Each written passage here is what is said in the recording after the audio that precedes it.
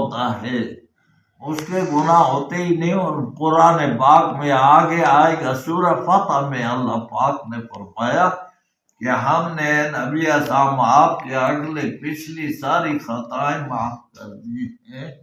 تو خطائیں ہیں ہی نہیں، لیکن بعض دفعہ افضل کام جو ہے وہ بھی اگر رہ جائے تو نبی کے لیے، چونکہ ان کی شان اونچی ہوتی ہے تو اس لیے معمولی کام بھی بڑا ہوتا ہے۔